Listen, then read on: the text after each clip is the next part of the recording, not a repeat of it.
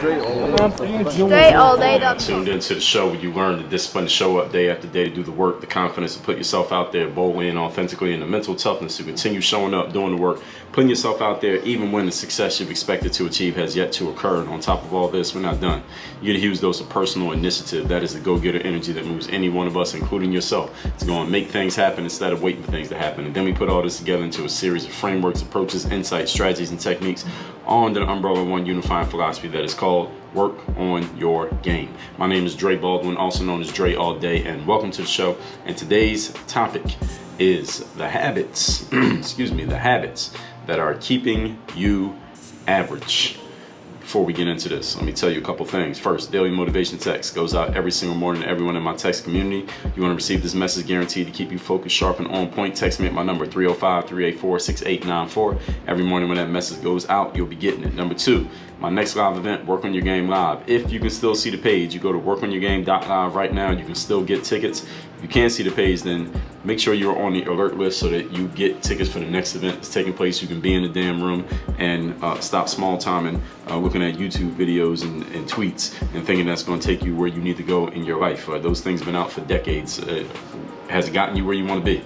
Get your ticket to Work on Your Game Live by going to workonyourgame.live right now before we close the cart and you cannot get a ticket anymore, which might have already happened by the time you hear this. So go to that link right now, which should be down below in the description. Get your tickets to that event February 3rd and 4th in Miami. And third thing, go to workonyourgameuniversity.com. That's the next step. You're listening to this show. You're ready to go to the next level and get into the courses and the other materials that we have here in the university. That's the next step if you are already listening to the show. If you're ready to take a next step, besides listening to the show, go to workonyourgameuniversity.com. That's the next place that you need to be. So with that said, let's get into the topic here today, the habits that are keeping you average. Now, on the heels of yesterday's masterclass, yesterday's topic was, let me make sure I'm calling it out correctly. It was episode number 2424, what the top 2% are doing that you are not doing. Today, we're basically going to flip that around. We'll make a whole masterclass on this subject of the things that you are doing, not that the top 2% are doing, but that you are doing. And hopefully, the point of this is to throw a glass of cold water in the face of some of you who are still salvageable. Because some of the habits that I'm going to point out, I'm going to be honest, as I've told you before, the law of inertia states objects in motion tend to remain in motion, objects not in motion tend to stay not in motion. Many people simply get into a certain series of habits by young adulthood, and those habits are not changing. They are not going to change. That's why the law of inertia is not a theory or a proposal.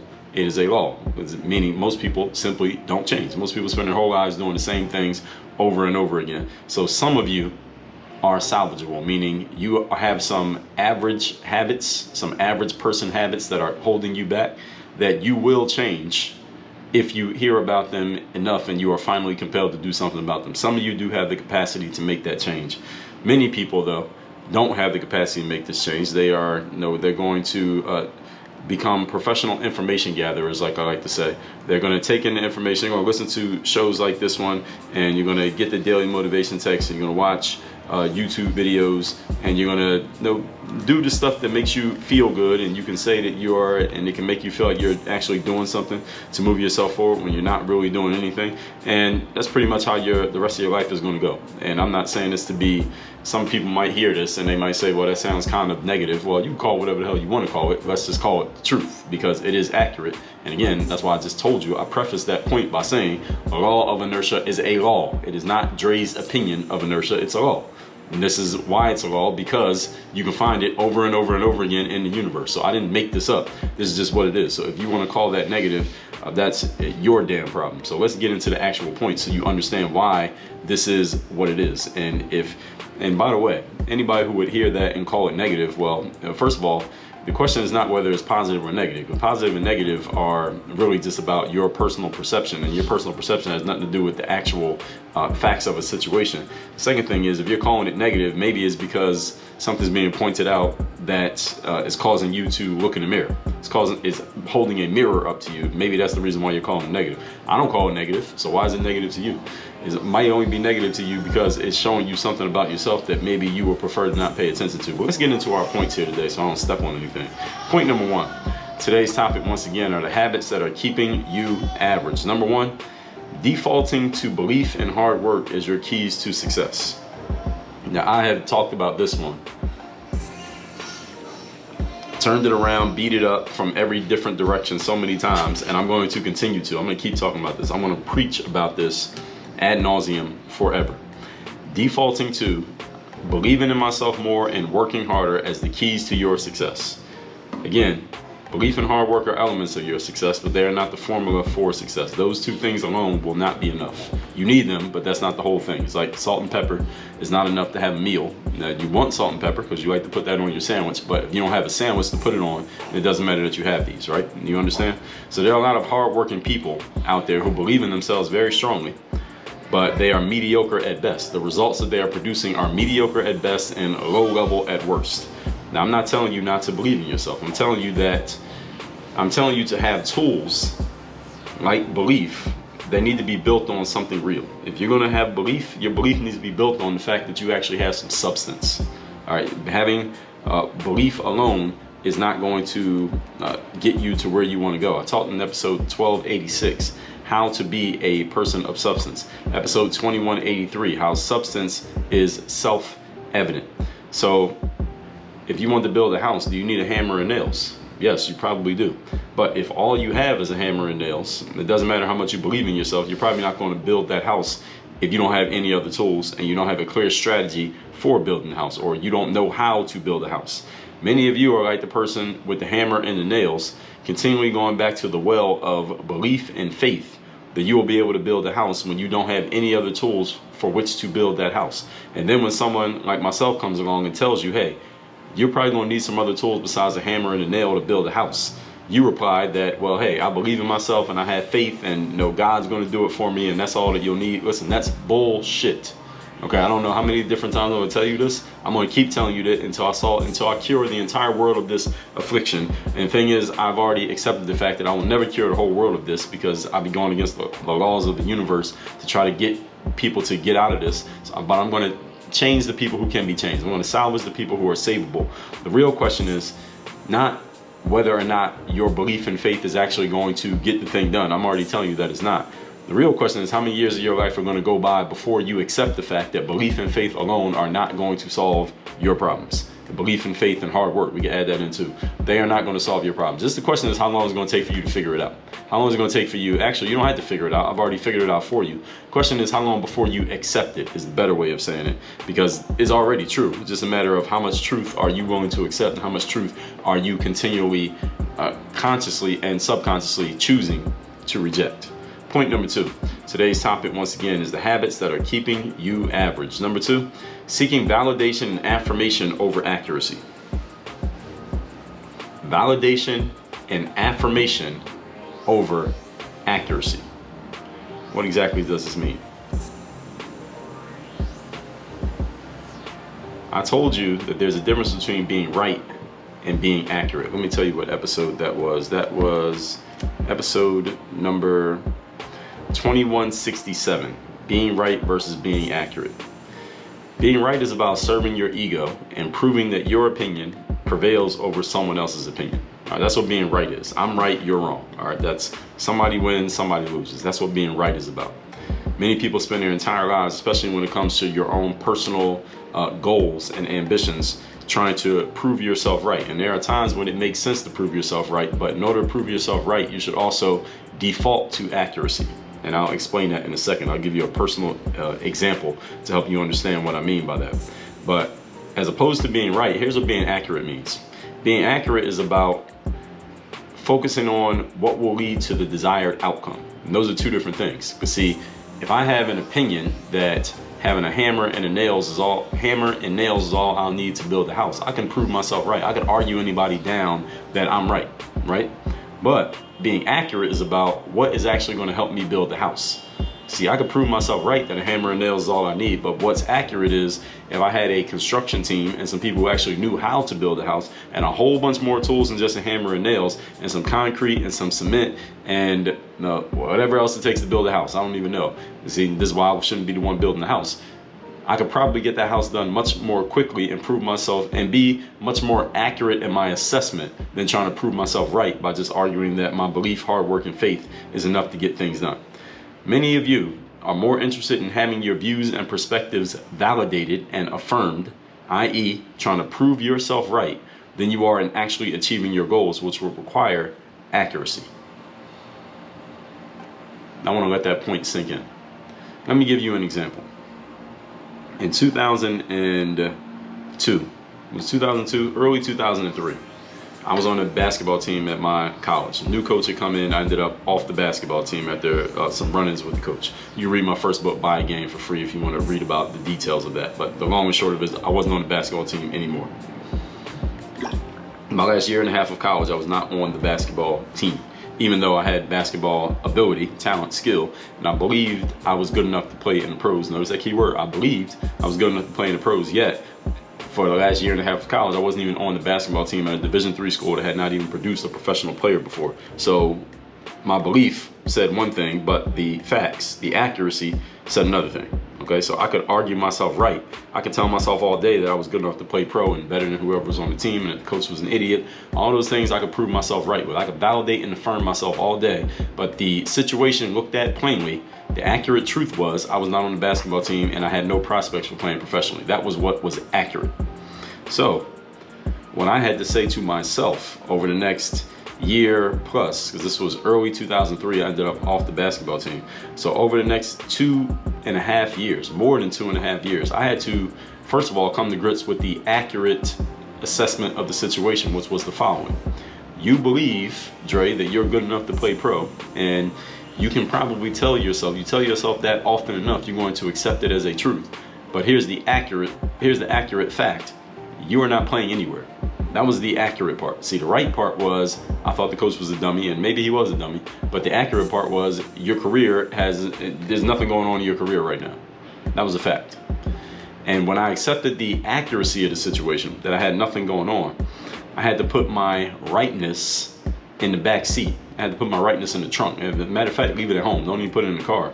And I had to go out and fix the accuracy of the situation and change what was accurate about my situation from you're playing nowhere to you're playing somewhere. And it took me over 2 years to make that happen. And then in 2005, at the age of 23, I signed my first pro basketball contract. I changed what was accurate. See, what's accurate can change, folks. What's right can change as well. So you can change your opinion. You could also change the fact of a situation. The fact can be you have nothing going on, and that fact can change to you have something going on. But usually you can't change the accurate part of a situation until you accept the fact that being right is not the end game. Many people are so focused on trying to be right, and then you prove yourself right. Because listen, I could say whatever I want to you, but when you get done listening to this episode, you could turn this off and you could go tell yourself whatever you want to tell yourself. Doesn't matter what I said. Many people are so focused on being right and validating and affirming your own beliefs and your own faith, and that whatever you're doing is just that happens to be, that's just perfect, that you never let yourself accept the fact that what's accurate is more important than your beliefs and what you decide, that your opinion is the prevailing thought. Until you accept what's accurate over what's right, you're going to continue to basically shoot yourself in the foot and not get to where you want to get to. You got to be able to look at yourself and your situation objectively, whether you come to this conclusion on your own like I did, or you have someone who helps you come to this conclusion and tells you the truth about what you really need to see and what you really need to understand. And then you have to be disciplined, confident, and mentally tough enough to accept that truth so that you can do something about it. Biggest challenge many people have is that they simply don't want to accept the objective reality of their situation. They'd rather be right and validate themselves with bullshit.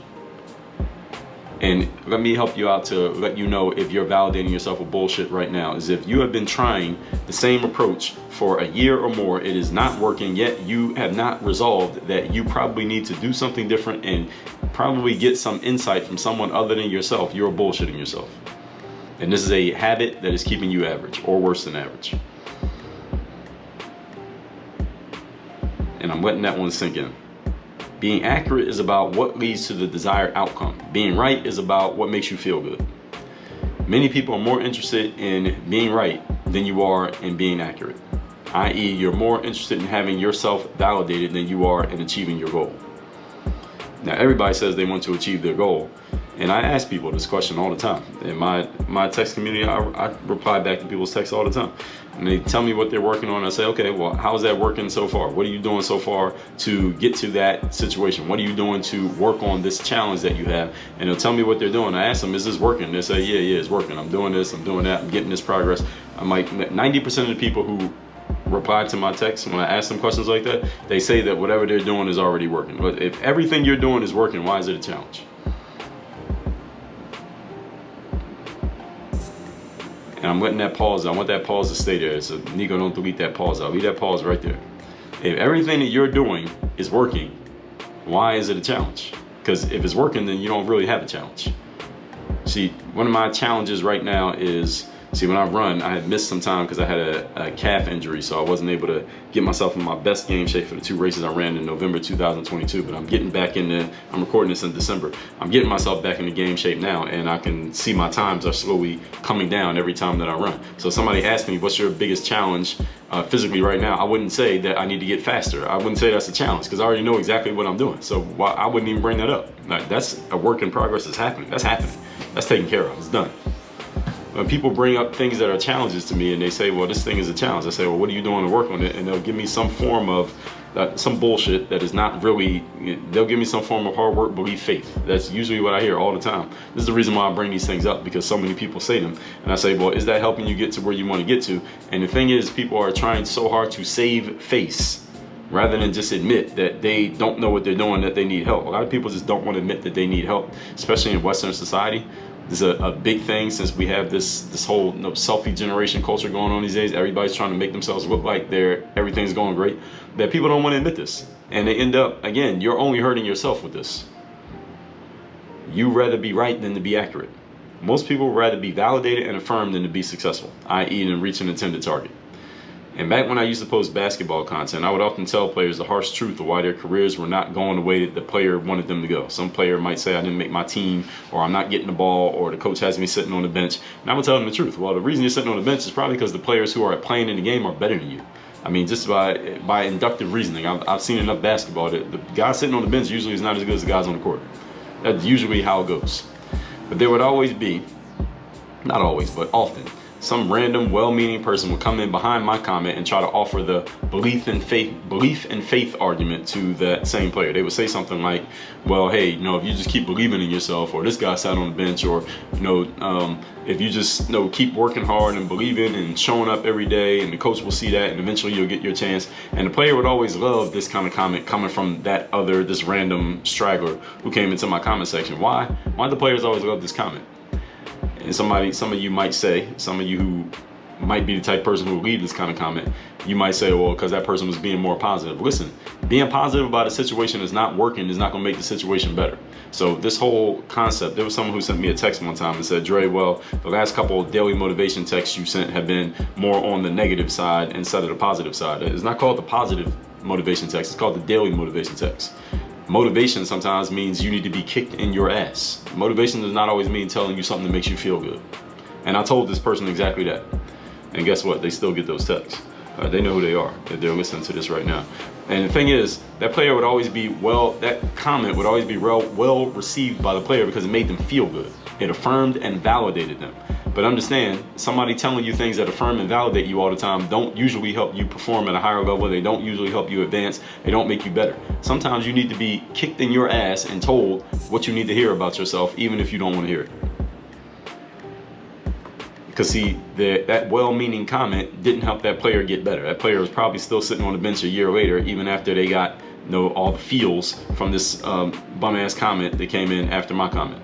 See, this is the juxtaposition between things that help you feel good and will help you do good. Which one are you seeking out in your life? Things that make you feel good or things that help you do good? And usually the things that help you do good don't really feel that good. And the things that help you feel good usually don't help you do good.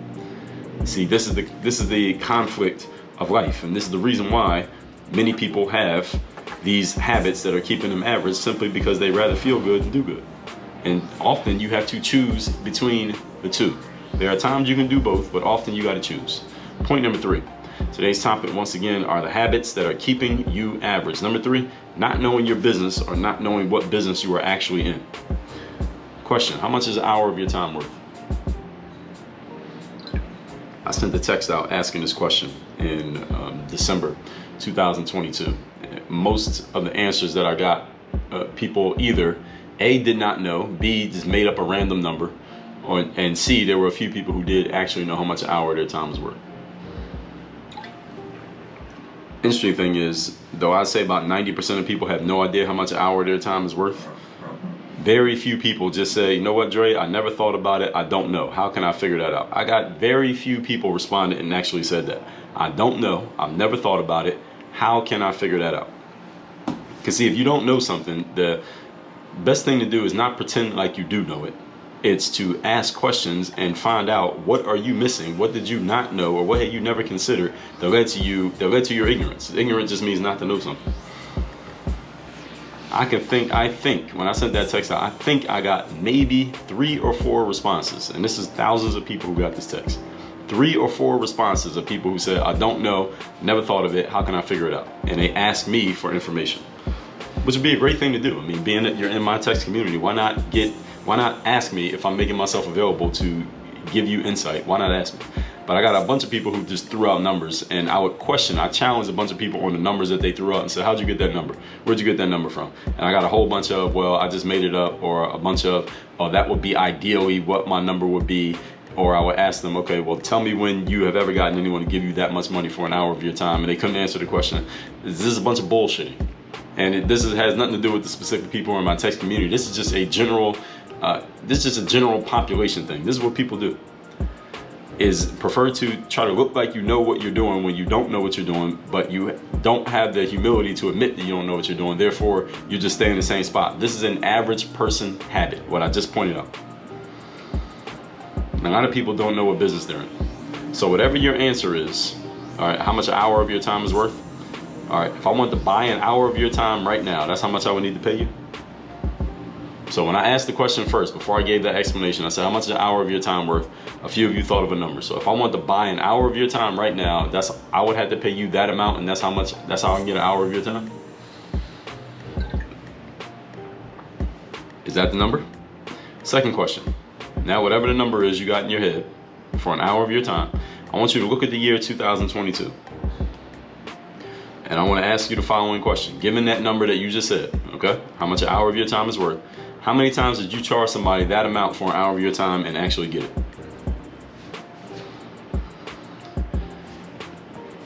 So let me see if I can go back in here and see some of the responses that I got from people telling me how much an hour of their time is worth. Let me see if I can find that text. Just looking at some of the responses that I got. I got people who said, I got a bunch of responses that people just said 100, which is just a random arbitrary number people threw out. Somebody told me $1,600. Somebody told me $10. Let me see what other numbers I got. Somebody said $1,000 in a perfect world.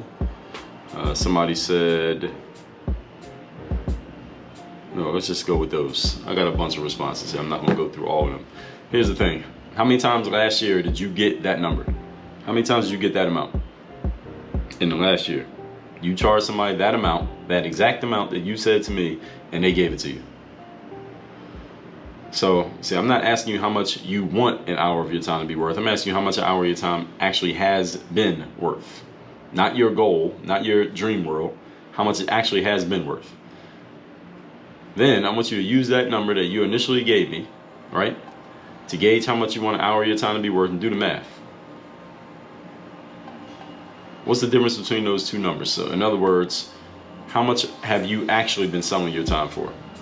Look at how much money you made in the last year divided by how many hours you worked. That tells you exactly how much you actually been accepting for an hour of your time versus the number that you said an hour of your time is worth. All right, that's how much it's actually worth. So anybody who doesn't know how much an hour of their time is worth, I just gave you the equation to figure it out. So if you're saying one number, but the other number is different, question is, what's the solution to bridging the gap? How do you bring the number that you are actually accepting and charging to match the number that you actually want? And let me give you a hint. Okay? It's not by believing in yourself and working hard. See, you get how all this comes full circle? See, if you consider yourself to be a professional at what you do, and I think many of you do consider yourselves to be professionals, you should be investing into the development of your professional abilities. We call this professional development, and it requires a financial investment. All right, that's why it's professional. Definition of professional is a person who does something as a main paid occupation. You want to get paid for something, you got to put money in. So how many professional development investments, financial, did you make last year?